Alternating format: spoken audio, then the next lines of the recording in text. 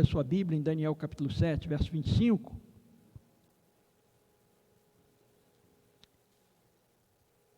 Na verdade, nós estudamos diversos versículos, mas o que nós estávamos analisando ontem foi o verso 25, não é? Eu posso até lembrar para vocês os versos que nós comentamos ontem, não é? Foi o verso 8, não é isso? Depois do verso 17 ao verso 26, são lembrados? Mas especificamente essa parte que aparece aqui, essa parte que tem números, nós deixamos para hoje, não é? Daniel 7, 25 diz assim, falando a respeito da ponta pequena, do chifre pequeno, proferirá palavras contra o Altíssimo, magoará os santos do Altíssimo e cuidará em mudar os tempos e a lei. Nós analisamos tudo isso, vimos tudo isso. E os santos lhes serão entregues nas mãos por um tempo, 2 tempos e metade de um tempo. Essa é a tônica, é o assunto que nós vamos tratar hoje. Um tempo, 2 tempos e metade de um tempo.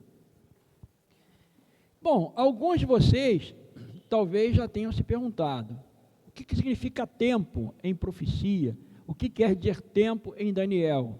O próprio livro de Daniel explica, no capítulo 11, verso 13. Daniel 11, 13, nós temos aqui a resposta.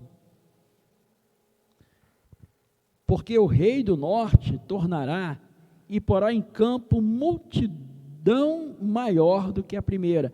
E ao cabo de tempos, isto é, de anos, virá a pressa, etc. E ao cabo de tempos, isto é, de anos. Então, tempos iguais anos. Tempo igual ano. Agora, você vai me perguntar, e qual é a medida de tempo dos hebreus? O que é um ano para os hebreus? Muito bem. Os hebreus, o mês hebraico, o mês dos hebreus, o mês dos judeus, era de 30 dias. E periodicamente, como nós temos aí o ano bissexto, periodicamente, eles tinham o mês de Adar 2, porque o último mês do ano judaico é o mês de Adar. Ele começa com o mês de Nisan, ou Abib, e termina no mês de Adar. Então, eles faziam adaptação, periodicamente, tendo o mês de Adar 2. Mas, o mês judaico era o mês de 30 dias. Então, profeticamente, nós contamos o mês de 30 dias. Isso é importante para a gente poder entender o que significa essa profecia, tá bom? Gabriel, coloca para mim, então, aí o primeiro, para a gente poder fazer aqui agora algumas análises.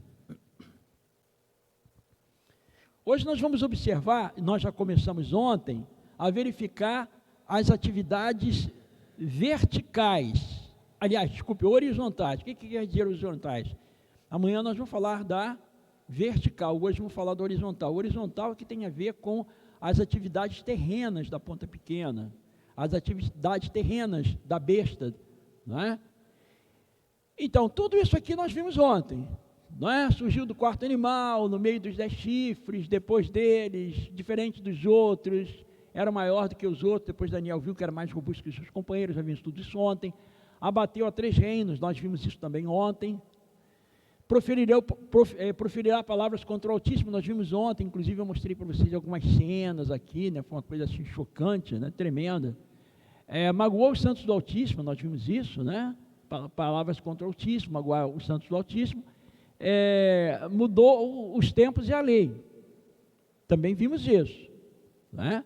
Agora, e reinará por um tempo, 2 tempos e metade de um tempo, é isso que nós vamos ver hoje, porque as outras informações nós já vimos ontem, ok? Então vamos lá, lembrando a vocês, que os 3 chifres arrancados, não é? Normalmente nos livros da igreja aparecem Érulos, Vândalos e Ostrogodos. Eu não concordo com Érulos, por quê? Porque os Érulos eles foram arrancados por um outro chifre que não um chifre que estivesse representando Roma. Eu falei isso para vocês ontem. Eu acho que o mais adequado seriam os visigodos em 511.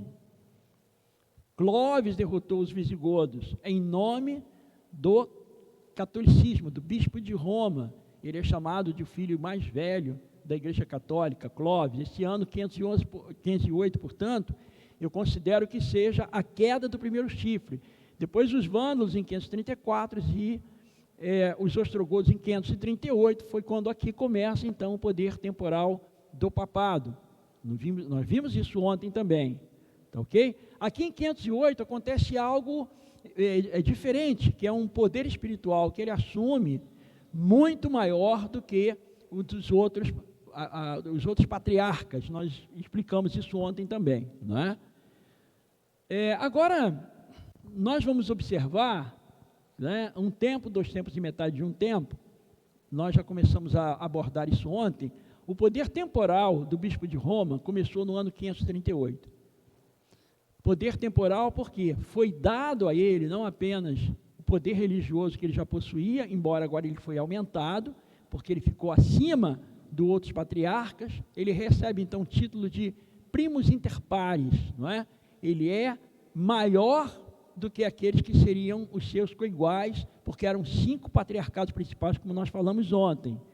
Este poder temporal, ele vai atravessar a Idade Média, vai chegar até lá, 1798, estamos aí na Idade Moderna, né? Vai chegar em 1798, quando o general Berthier, que não era nem um general muito forte, porque o papado já estava enfraquecido, e Napoleão manda então prender o Papa Pio VI. Ele estava com 82 anos de idade, mas não foi uma simples prisão, isso aqui é importante, não foi uma simples prisão. Eu tenho alguns livros, inclusive livros católicos, livros com imprimato, né, ou seja, autorizados pela Igreja Católica, realçando essa data de 1798, não é? No ano de 1798, o papado perdeu as terras de Avignon, Bolonha, Carrara, Romana, aquelas terras todas que eles possuíam, que o papado possuía, ele perdeu. E perdeu, foi-lhe cassado também o poder temporal, para que ele não mais se miscuísse em questões políticas. E o Papa, então, foi mandado para o exílio, onde ele morreu, estava com 82 anos de idade. Ok? No entanto, eu queria que vocês abrissem aí a sua Bíblia em Apocalipse, no capítulo 13, um texto que nós estamos aí bastante familiarizados com ele, né? Apocalipse 13, verso 3. Então vi uma de suas cabeças como golpeadas de morte, mas a ferida mortal foi curada, e toda a terra se maravilhou seguindo a besta. De que está tratando o capítulo 13? Vejam, irmãos, que Daniel explica muito do Apocalipse, e Apocalipse também amplia Daniel. Quando você lê o verso 1, está escrito assim: vi emergir do mar. Nós sabemos que mar significam multidões, povos, nações, né? Há diversos textos bíblicos, inclusive eu apresentei para vocês aqui, eu acho que foi antes de ontem que eu apresentei, e nós temos aí Apocalipse 17, 15 também, né? Mar são povos, nações e línguas. Vi emergir do mar uma besta que tinha 10 chifres e 7 cabeças, e sobre os chifres 10 diademas, e sobre as cabeças nome de blasfêmia. Interessante que no capítulo 7 de Daniel, os 10 chifres são explicados, são as 10 nações que surgem com a fragmentação do Império Romano. Mas aqui tem um detalhe que não aparece em Daniel, que são as 7 cabeças, sobre as quais, né, aqui as 7 cabeças, sobre os chifres, 10 diademas. Sobre os chifres, 10 diademas, confirmando que são reinos. Esses chifres, os 10 chifres, são reinos, são governos, por causa da palavra diadema. Existem 2 palavras para coroa no grego. A palavra Stéphanos, que é coroa de vitória, é um louro de vitória. Mas diademas é coroa, se referindo ao governo, né? Então, esses 10 chifres, confirmando o que está escrito lá em Daniel. Sobre as cabeças, nome de blasfêmias. Por quê? Porque todos esses governos, eles de uma certa forma, eles se colocaram contra Deus e se colocaram contra o povo de Deus. Em Apocalipse 17, nós temos uma explicação com relação às 7 cabeças. Apocalipse 17, versículo 9, diz assim: aqui está o sentido que tem sabedoria. As 7 cabeças são 7 montes nos quais a mulher está sentada. São também 7 reis. Existe, irmãos, uma teologia de montes, né? Essa teologia ela é estudada pelo Dr. Hans Larondel. É muito interessante o estudo do Dr. Hans Larondello, que ele mostra o seguinte, que montes na Bíblia representam nações, povos. Quando o Senhor diz assim, o monte Sião, não é? O meu monte Sião, o monte Sião, belo e sobrancelho, é a glória de toda a terra. Ele não está se referindo ao monte, o monte físico, ele está falando do seu povo, não é? Quando um monte se coloca contra o monte Sião, é um povo inimigo que se coloca contra o povo de Deus. O Dr. Larondello desenvolve isso, eu tenho marcado na minha Bíblia, não vou falar sobre isso hoje, porque não dá tempo. Existem, portanto, alguns teólogos que dizem que esses montes seriam os povos que se colocaram contra Deus desde o início do mundo, não é? Mas particularmente aqueles que são mais proeminentes, que atacaram o povo de Deus e tudo mais. A gente já vai já falar sobre isso. Há outros teólogos mais tradicionais que dizem que esses montes seriam Aventino, Palatino, Quirinal, Viminal, Seuli, Janículo e Esquilino, que são as 7 colinas que sustentam Roma. E a igreja romana, ela está então firmada em cima de 7 colinas. Seja como for, isso não vai alterar o sentido da interpretação, porque a segunda parte do texto diz assim, são também 7 reis, ou, vocês sabem, irmãos, que reis, tanto em Apocalipse quanto em Daniel, não são reis, são reinos. Eu mostrei isso para vocês aqui ao longo da semana, tá certo?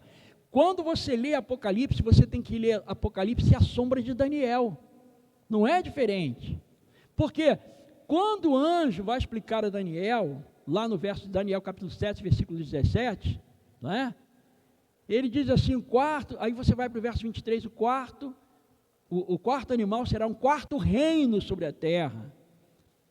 Quando o Daniel vai falar com Nabucodonosor, no capítulo 2, ele diz assim, tu és a cabeça de ouro, depois de ti se levantará outro reino. Então Nabucodonosor é uma metonímia para representar reino. Então esses reis aqui não são reis literais, eles são reinos. Não está se falando de reis como pessoas, mas de reinos. Então, nós temos que sempre que amarrar Daniel e Apocalipse juntos. Aí ele diz assim, aqui está o sentido que tem sabedoria. As 7 cabeças são 7 montes nos quais a mulher está sentada, são também 7 reis, ou seja, 7 reinos, dos quais caíram 5. Quem são os reinos ou montes que se colocaram contra o povo de Deus desde o início da história do povo de Israel propriamente dito? Bom, o povo de Israel foi organizado a partir de 1480, quando Moisés tirou da terra do Egito e o organizou politicamente. Então, o primeiro reino que atacou o povo de Deus foi o Egito, 1480.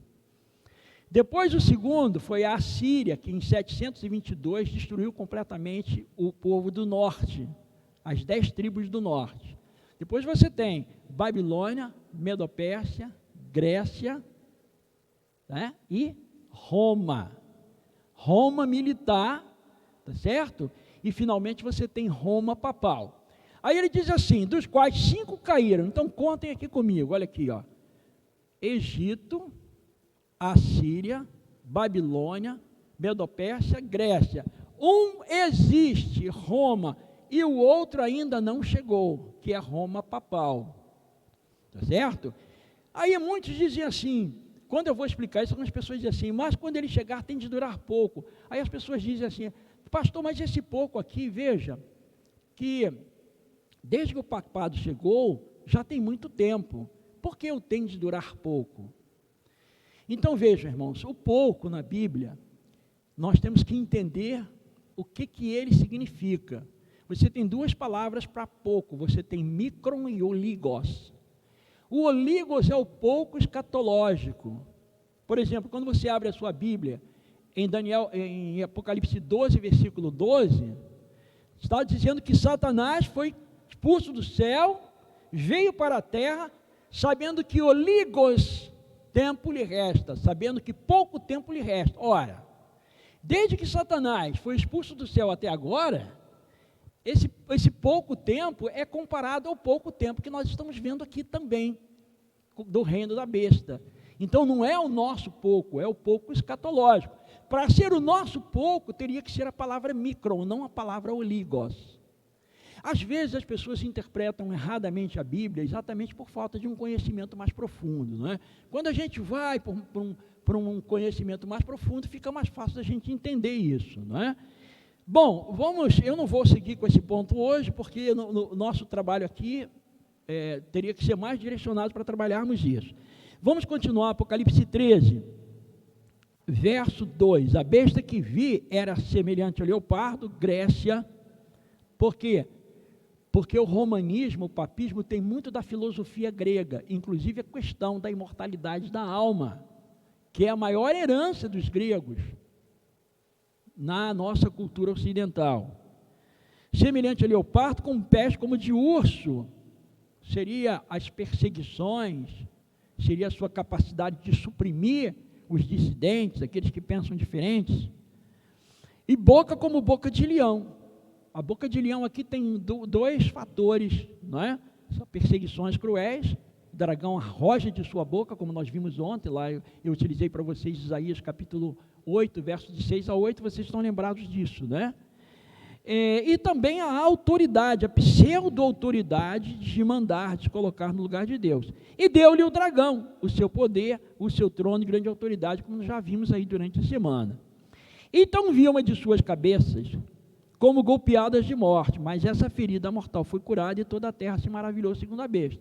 Qual foi a cabeça que recebeu a ferida mortal? É aqui a cabeça, última cabeça, que é a cabeça papal, que recebeu a ferida de morte, mas essa ferida mortal foi curada. Ela foi curada quando?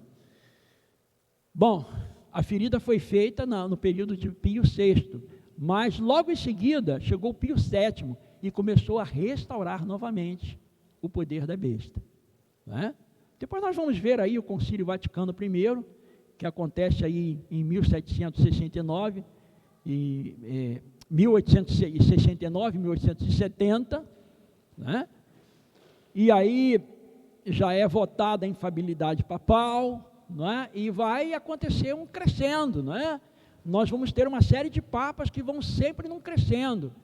Você tem aí, por exemplo, Pio X, você tem Leão XIII já faz uma modificação muito grande e já vai começar a abandonar aquele pensamento oligárquico da Igreja Católica de se afiliar aos nobres para vir agora se afiliar aos pobres. Aí isso começa a partir de Leão XIII, vai haver uma série de modificações até nós chegarmos em 1929, quando Mussolini, através daquela concordata que ele vai fazer com o Papa, ele devolve aquelas terras perdidas, Avião, Bolonha, Carrara, Romana, ele devolve ao papado. Então o papado, ele toma um fôlego muito grande em 1929 e ele continua crescendo, não é?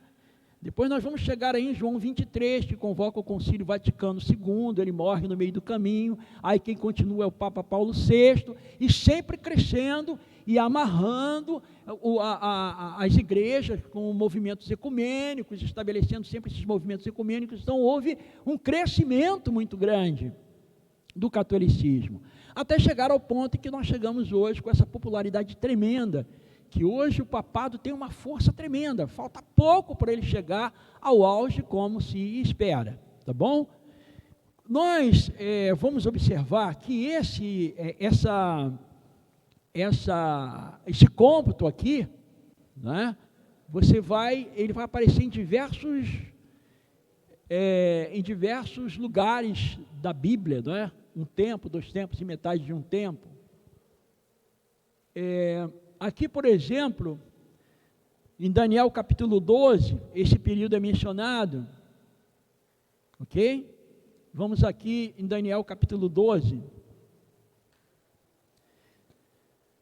Não fiquem com a Bíblia fechada, participem comigo, marquem. Eu estou vendo gente marcando a Bíblia, não é? Isso é muito bom. Vamos lá. Capítulo 12 de Daniel é muito interessante. Eu não sei se a gente vai ter tempo para poder explorá-lo com bastante veemência, assim. Eu gosto quando a gente faz o trabalho de Daniel 12, versículo por versículo, bem interessante, não é? Ele diz assim,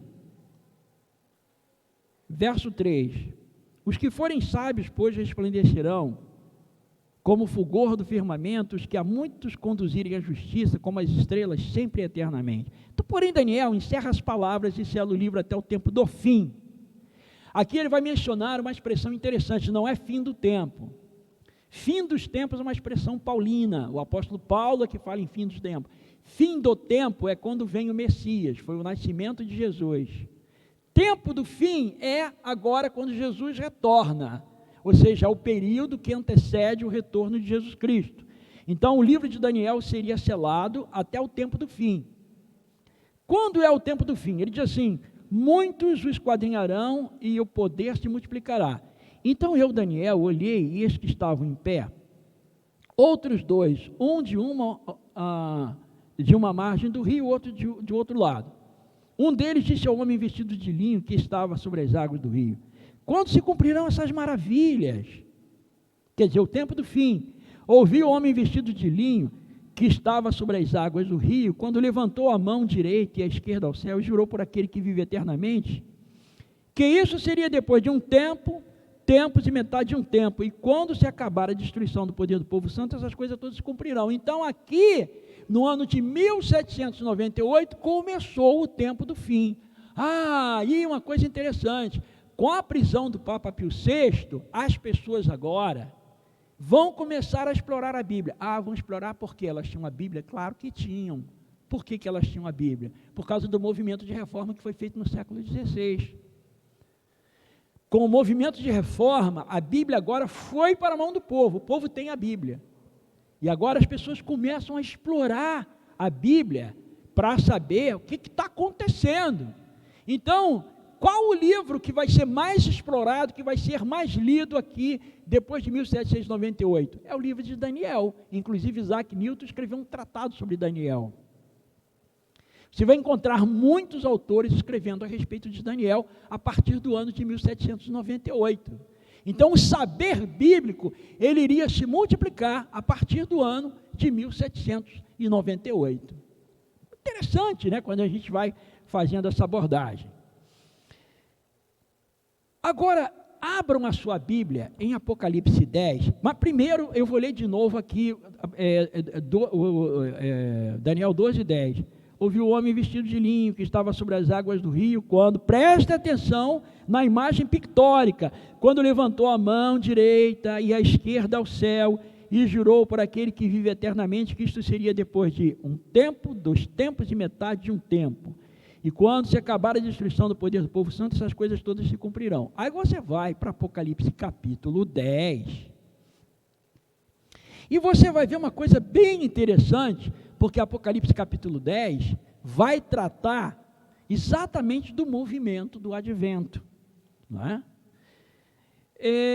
Aqui no verso 5, está escrito assim: então o anjo que vinha em pé sobre o mar e sobre a terra, levantou a mão direita para o céu, e jurou por aquele que vive pelos séculos dos séculos, o mesmo que criou os céus, a terra, o mar e tudo que nele existe, já não haverá demora. Vejam, lá em Daniel, é depois de um tempo, 2 tempos e metade de um tempo. Aqui em Apocalipse ele fala assim, já não haverá demora. Ok? Por quê? Porque o tempo do fim já havia começado. Então essa data, ela é muito importante, não é? Ela vai aparecer aqui em Daniel 7, 25, em Daniel 12, versículo 7, vai aparecer também como 42 meses é o mesmo período de 1260 dias, porque se você multiplicar 42 por 30, você vai chegar a 1260, que é o mesmo período, tá certo? A gente não vai ter como analisar todos esses períodos aqui, mas é muito interessante a gente fazer uma análise sobre isso, né? Vai aparecer em Apocalipse 11, 3, Apocalipse 12, versículo 6, 1260 dias, Apocalipse 12, 14, etc. Você tem diversos textos bíblicos fazendo referência a esse período de 1260 dias proféticos, ok? Então, aqui eu preparei um diagrama. Esse diagrama foi eu mesmo que preparei na época que eu ainda me atrevia a fazer diagramas. Hoje em dia eu não faço mais, né? Mas então você tem aqui o ano 100, é mais ou menos em torno da morte do apóstolo João, é o fim da era apostólica. Aí vai começar aquela era da patrística e tudo mais, né? Era pós-apostólica. A apostasia começa por aqui, ela é gradual, ela vai começar a aumentar, né? Vai começar a entrar na igreja, tá ok? O ano 538 é o ano do começo do poder temporal papal. Tá? Dá início aqui aos 42 meses ou 1260 anos, um tempo, 2 tempos e metade de um tempo. Aí você tem daqui, 538 até 1798, você tem um transcurso, não é? Que é exatamente esse período aqui, tá ok? Muito bem, eu não sei se o quadro está todo aqui, deixa eu ver. Então aqui você tem o fim do poder temporal papal e tem também a ferida mortal, sobre o papado, e eu coloquei 1929, porque é uma data em que o papado recebe de volta o seu poder temporal, ok? Então aqui eu considero que aqui a ferida mortal ela foi bem, não chega a curar, mas ela ficou bem, eu diria assim, já bem avançada a sua cura, né? Muito bem, então aqui nós temos a derrota dos ostrogodos e o início do poder temporal papal, 1260 anos, você chega a 1798, Napoleão manda prender o Papa Pio VI e o depõe do poder temporal, na época das perseguições e o abandono da verdade. Ok? Aqui está as somas, né, para a gente poder entender aí, os cálculos, né? Um tempo é igual a 360 dias, 2 tempos 720, metade de um tempo, 180 dias. Você tem um total de 1.260 dias. 42 meses, 42 vezes 30, 1.260 dias. Ok? Esse aqui é o princípio de anos. Se der tempo, nós vamos dar uma passadinha no princípio de ano. Eu tenho um outro material que eu preparei para a gente poder verificar o princípio de ano. Eu vou mostrar já já para vocês. Tá certo? Este texto aqui é baseado em Daniel no capítulo 12, tá certo? Se a gente continuar lendo aqui Daniel capítulo 12,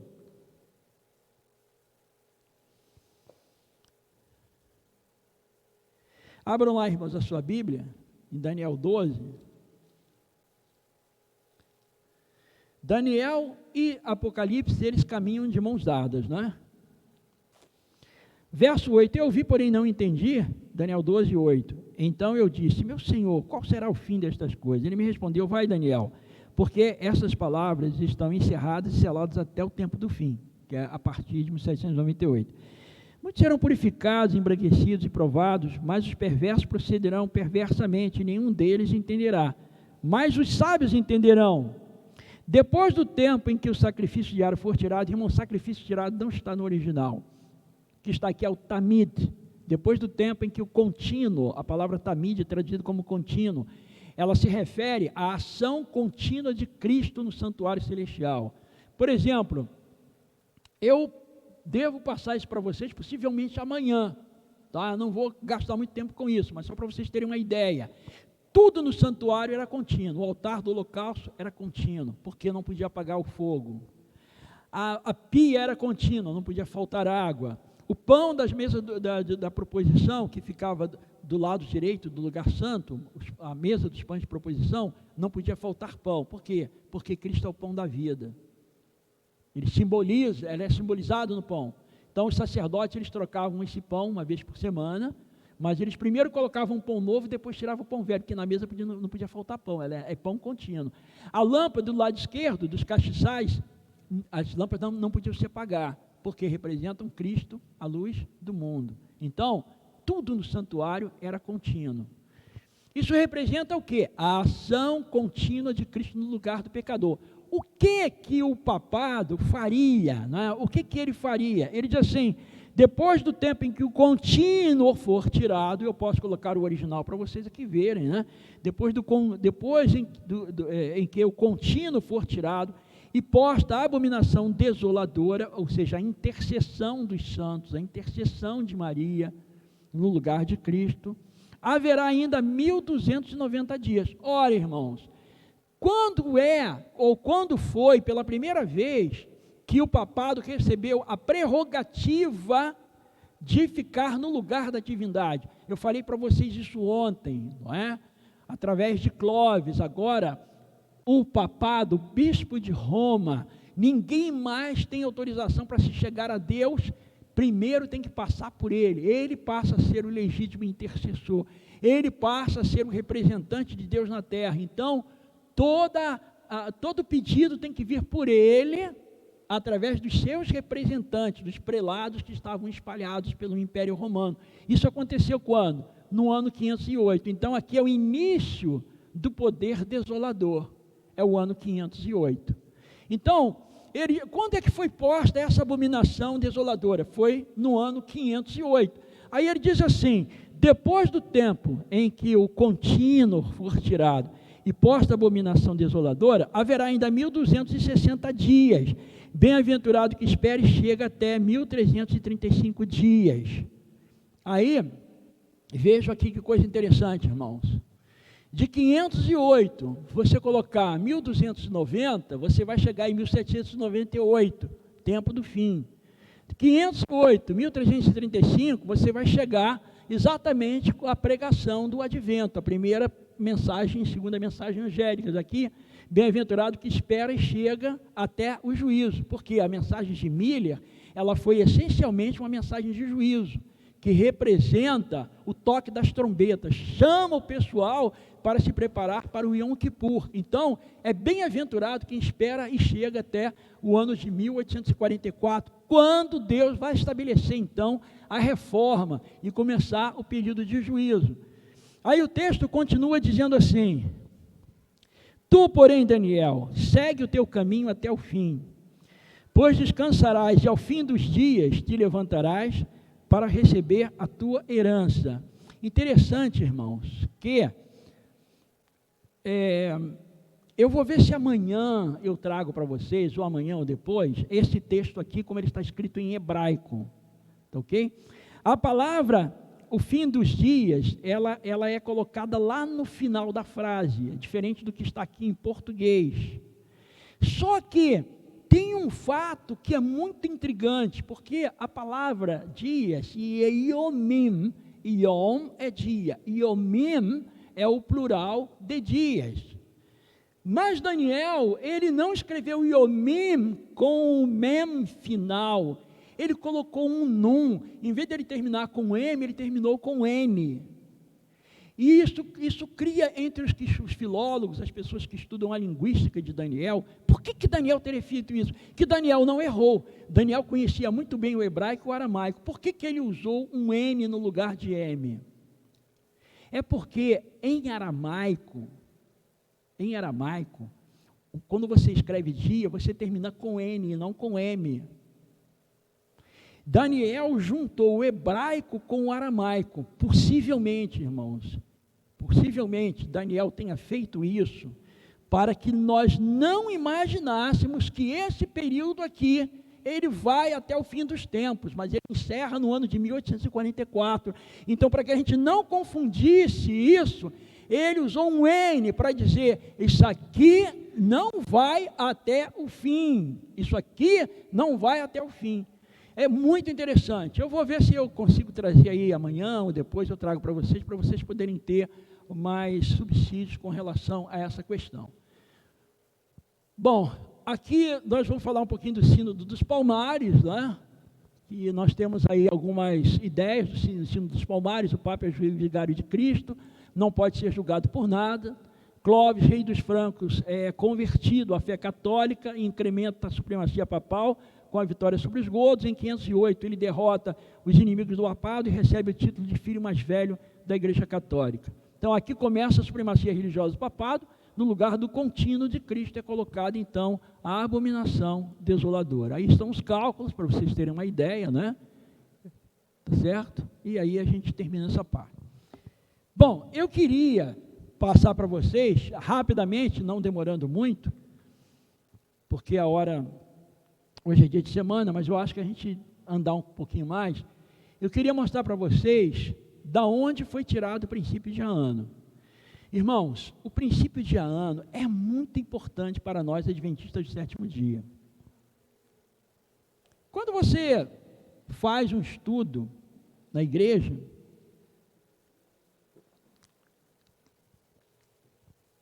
quando você se torna adventista, que vão apresentar para vocês nos estudos bíblicos, Ezequiel 4:7 e Números 14:34. Tá certo? 40 dias te dei, cada dia representando um ano. Sem muitas explicações. Isso sempre me incomodou muito. Então eu preparei um material para mostrar para vocês que o princípio de ano, ele pertence à própria literatura hebraica. Eu vou passar para vocês, talvez eu vou ter que voltar um outro dia, se for preciso, porque eu não vou poder passar com detalhe, porque isso demora muito, tá? Mas eu vou passar pelo menos aqui o essencial para vocês terem uma ideia. Tá? O princípio de ano, ele está firmado no método historicista, histórico contínuo, que é o método que nós utilizamos. Tá ok? Alguns criticaram o método do princípio de ano, e um dos principais foi o cardeal Belarmino. Tá? Viveu aí no século, final do século XVI, início do século XVII. Ele se opôs, por quê? Porque utilizando o princípio de ano, você fatalmente vai chegar a essas conclusões que os adventistas chegam.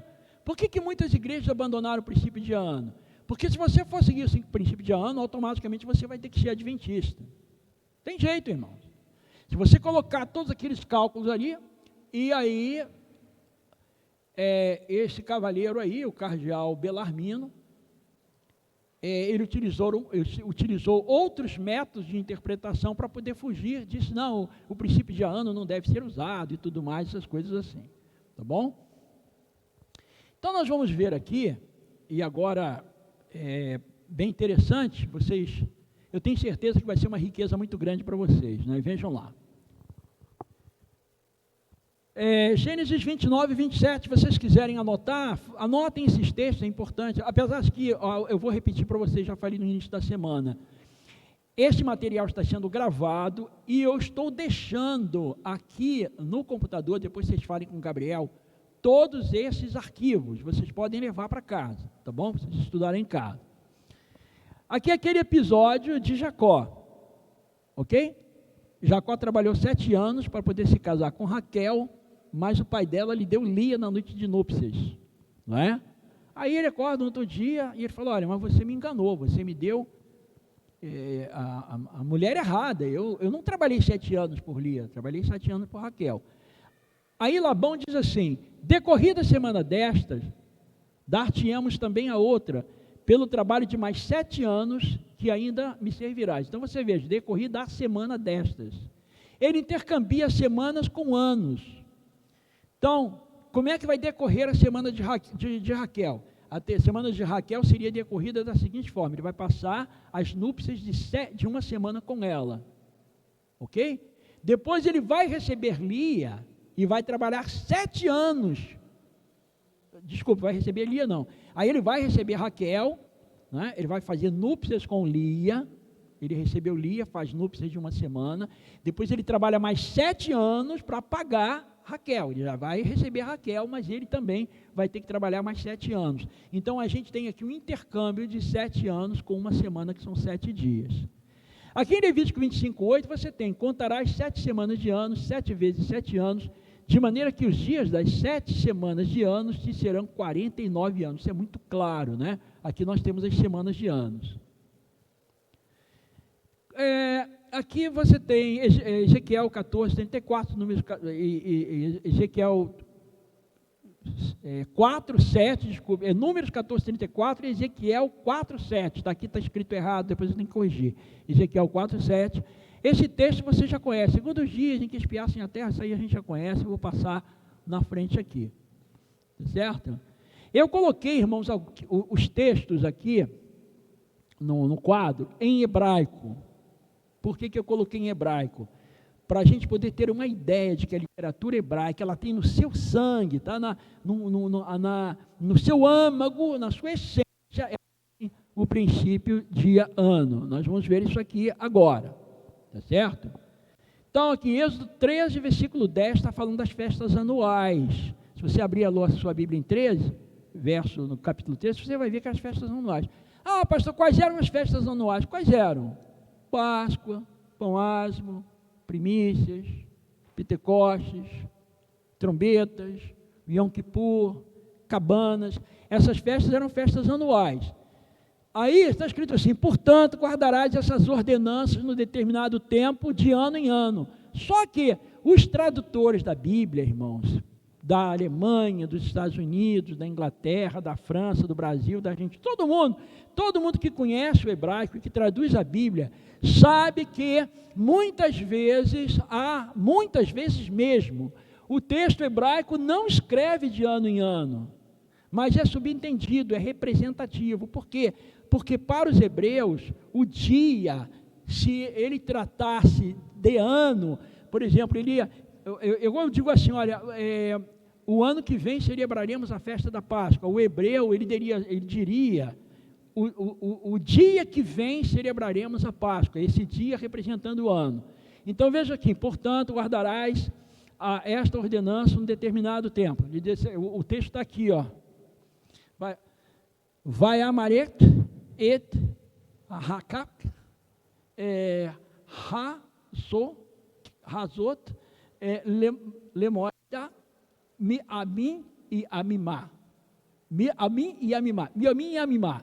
Aqui, Miomim e Amimá, que eu botei aqui em vermelho, significa de dia em dia. Não está escrito aqui de ano em ano. Está na tua Bíblia aí de ano em ano. Mas aqui na Bíblia hebraica está Miomim e Amimá. Está de dia em dia. É impressionante isso. Esse outro texto aqui, 1 Samuel 2, verso 19. Sua mãe lhe fazia uma túnica pequena de ano em ano. Está vendo? Aí aqui começa com túnica. Umeil é uma túnica catom pequena, tá? A sua mãe fazia, né? E lhe levava de ano em ano, porque, irmãos, da onde Ana morava para onde Samuel vivia, era longe. E ela ia então lá uma vez por ano, ela fazia uma viagem para chegar lá. Só que o escritor, ele colocou assim, fazia uma túnica pequena e de ano em ano lhe trazia quando com seu marido subia. Olha como é que escreveu: Miomim e Omimá, de dia em dia. Ah, mas por que os tradutores da Bíblia não traduziram ao pé da letra? Porque os tradutores da Bíblia sabem que é de ano em ano que acontecia a festividade que eles levavam lá. Então a gente tem essa ideia, não é? Juízes 11, 4, de ano em ano, isso aqui eu fiz uma tradução livre aqui, né? De ano em ano, ou seja, de dia em dia, saíam as filhas de Israel para comemorar a filha de Jefté, o Gileadita, 4 dias por ano. Esse aqui é bem interessante pelo seguinte: ele diz assim, ó, Biomim Omimá, de dia em dia, traduzido ali por ano em ano, né? Relakná, Benot, as filhas de Israel, Letanot, saíam para festejar, Lebat, Jeftá, a filha de Jefté, né? Hageladi, o Gileadita, olha só, Arebat, 4, Iomim, dias, Bechaná. Aqui, Bechaná, por ano, a palavra Shaná, ela aparece literalmente aqui, ano. Então, todos aqueles textos ali para escrever ano, teria que usar a palavra Shaná. Então, aqui aparece a palavra Shaná. Aqui, ó, Arabat, Iamim, Bechaná, 4 dias por ano. Muito interessante quando a gente analisa isso, né? O princípio de ano também aparece nas porções proféticas do Velho Testamento através da estrutura chamada paralelismo, não é? O que é paralelismo? O paralelismo é baseado na letra Q, que parece o nosso X. Então você vai observar o seguinte: na nossa letra X, você tem uma paralela que passa aqui em cima e uma outra paralela que passa aqui embaixo, certo? Aqui você pode colocar uma frase e aqui embaixo você coloca outra frase. Então você tem duas linhas que estão em paralelo. Elas são chamadas de paralelismo sinônimo. Se você pega lá Jó 38, versículo 7, você lê do verso 4 ao verso 7, você tem o diálogo de Deus com Jó. Deus pergunta para Jó assim: Jó, onde você estava, Jó? Quando eu lançava os fundamentos da terra, eu colocava sobre ela o cordel, onde você estava? Quando as estrelas da alva juntas alegremente cantavam e rejubilavam todos os filhos de Deus. Isso é um paralelismo, vou mostrar para vocês aqui, olha. Quando as estrelas da alva juntas alegremente cantavam e rejubilavam todos os filhos de Deus. Isso está em paralelismo, é um paralelismo sinônimo. Através dessa estrutura quiástica da poesia hebraica, eu sou capaz até de descobrir uma teologia. Por exemplo, o texto de Jó vai me dizer o que são essas estrelas da alva. Olha lá, veja aqui, rejubilavam está em paralelo com alegremente cantavam, é a mesma coisa. Juntas está em paralelo com todos, ok?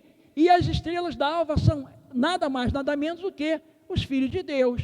Houve uma época em que os filhos de Deus alegremente cantavam, porque não havia ainda o que? O pecado entrado no universo através de Lúcifer.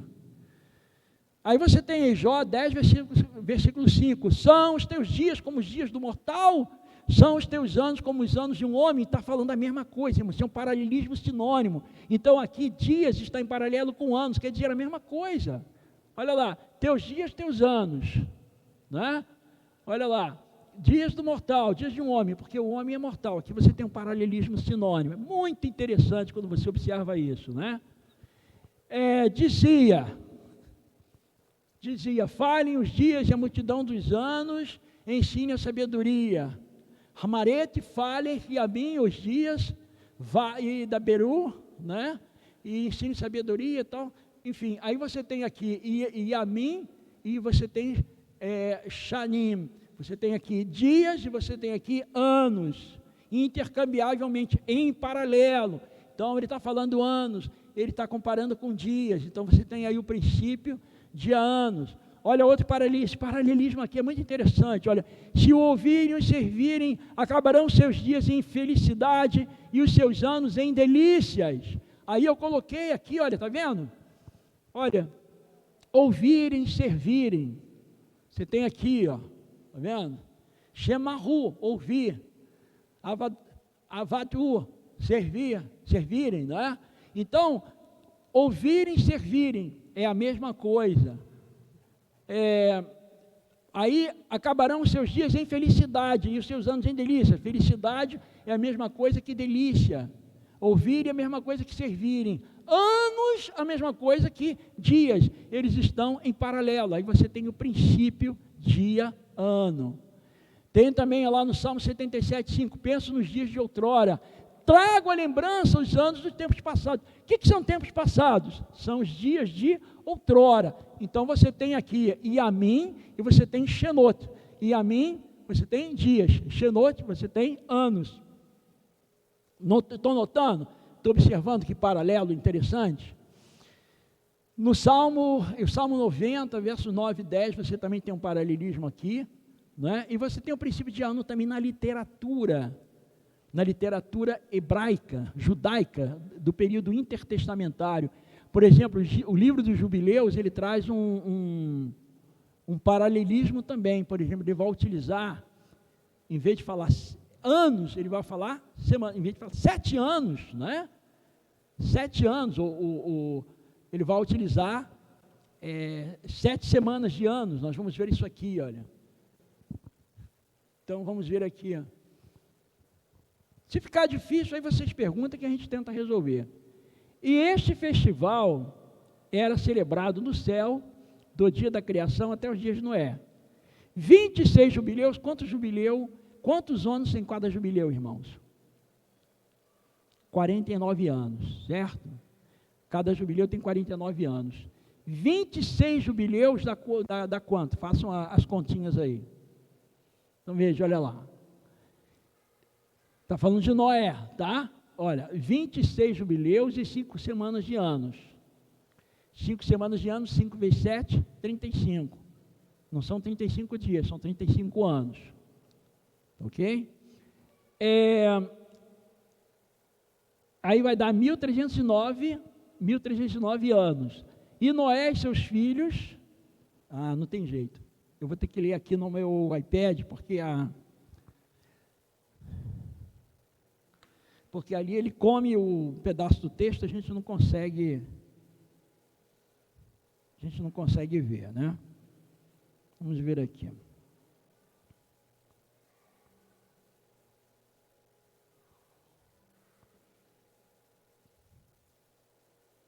Aí eu vou ler aqui, vocês vão... Ele diz assim: e este festival era celebrado no céu, do dia da criação até o dia de Noé. 26 jubileus, são 26 vezes 49 anos, e 5 semanas de anos. E Noé e seus filhos observaram isso durante 7 jubileus e 1 semana de anos, até o dia da morte de Noé. E do dia da morte de Noé, seus filhos continuaram com isto, a celebração do festival até os dias de Abraão. Irmãos, agora eu vou passar para vocês aqui essa conta. Anotem aí, anotem, tá? Se você tiver com uma caneta ou um papel, anotem. Vamos lá. 26 jubileus são 26 verso 49 dá 1274, ok? 26 verso 49 dá 1274. Ok? Depois mais o que ali? 5 semanas de anos. Então são 5 vezes 7 dá 35 anos. Ok? Seus filhos. Deixa eu ler para aqui sumiu ali, né? E Noé e seus filhos observaram isso durante 7 jubileus e 1 semana de anos. Então, 7 jubileus, são 7 vezes 49, dá 343. 343 de 1 semana de anos, que são mais 7 anos, então dá 350. Então, 1309, somando com 350, dá 1659, tá certo? Então, a conta bateu aqui, olha, 1659. Usando o princípio da semana de ano, tá certo? Aí ele diz assim, 950 anos, vou eu para cá de novo, que essa tela aí, ela é meio traiçoeira com a gente aqui, né? Vamos lá, vamos para outra. 950 anos, ele completou em sua vida, ele aqui é Noé. 19 jubileus, 2 semanas e 5 anos. Eu vou passar aqui para vocês agora, eu espero que a conta aqui vai fechar. Eu vou abreviar isso aqui. Olha aqui, irmãos, esse é um quadro sugerido pelo Dr. William Shea. 19 jubileus, são 19 vezes 49 anos, dá 931 anos. 2 semanas de anos. Aqui você não pode computar semanas literais. Então, 2 vezes 7 são 14. Não são 14 dias, são 14 anos. Então, você tem 19 jubileus, 19 vezes 49 dá 931 anos. 2 semanas de anos, 2 vezes 7 dá 14 anos. E 5 anos, que é 1 semana de anos, né? Aí você tem, deixa eu falar aqui para não falar bobagem, né? Que a gente fica na empolgação. 19 jubileus, 2 semanas e 5 anos. E 5 anos, tá? Então você tem 931 mais 14 mais 5 dá 950 anos, que é o período que Noé viveu. Então esse livro antigo de jubileus, ele usa o princípio de ano. Sabe por quê, irmãos? Tem alguns evangélicos que dizem que o princípio de ano é invenção de adventista. Entendeu? Eu estou mostrando para vocês que o princípio de ano, além de estar na Bíblia, ele foi utilizado pela literatura antiga dos judeus. Por isso que eu estou mostrando isso aqui para vocês. Tá certo? Então, concluindo, a correta interpretação das profecias é de fundamental importância, a fim de que não sejamos presas dos enganos dos últimos dias, irmãos. Se a gente quiser realmente ficar firme na palavra de Deus, se a gente quiser realmente ser vencedor nessa batalha contra o mal, a gente precisa, de fato, estudar a Bíblia, estudar com esmero, estudar com ciência, não é? Para a gente poder vencer nessa batalha contra o mal, não é? Então, irmãos, eu faço aqui um apelo, vamos continuar estudando, e não vamos estudar apenas para nós não, irmãos, vamos também estudar para os outros. Eu quando me aposentei, né? Eu estou aposentado agora, né? A minha jubilação foi agora no dia 12 de dezembro. E aí alguns falam para mim, às vezes me ligam pelo WhatsApp, telefone, e aí, tá de flosor? Eu falei, que flosor nada, eu estou trabalhando.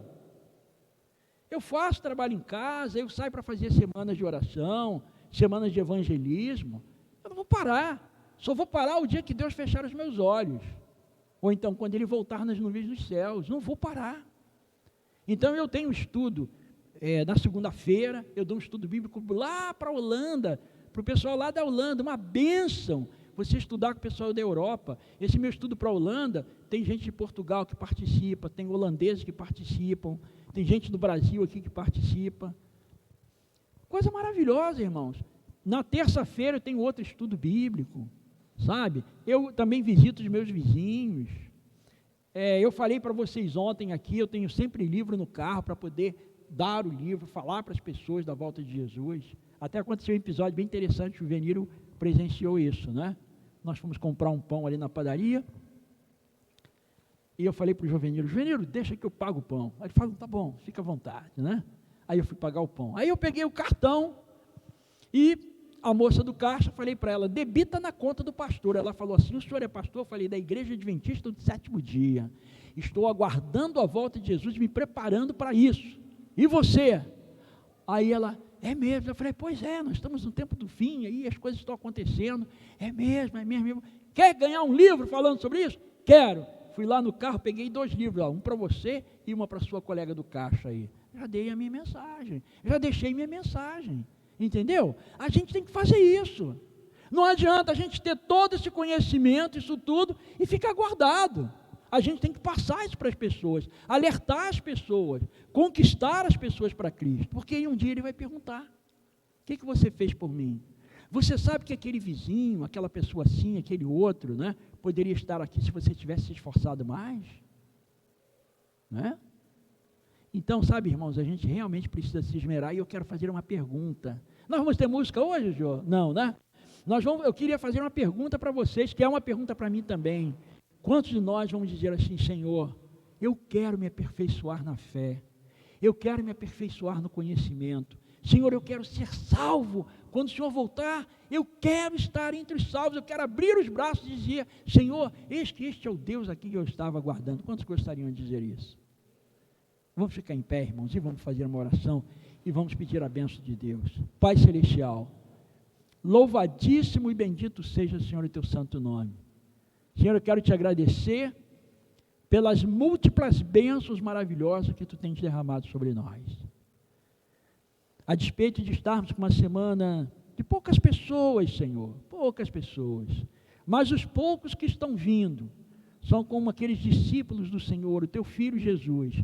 Eram poucos, mas eles abalaram o mundo, depois de permanecerem durante 3 anos e meio com o Salvador.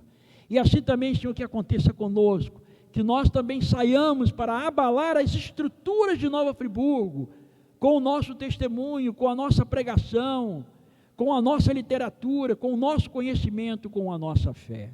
Senhor, são bênçãos que te pedimos, agradecidos, no sagrado nome de nosso Senhor e Salvador Jesus Cristo. Amém, Senhor. Amém. Louvado seja o nosso Deus. Amém. Amanhã nós vamos tratar do ataque vertical, né? Hoje nós vimos o horizontal, amanhã nós vamos ver o vertical. Ok? Então, irmãos, que Deus abençoe a todos, uma boa noite para todos, e que nós estejamos aqui amanhã para continuarmos a estudar a palavra de Deus. Amém.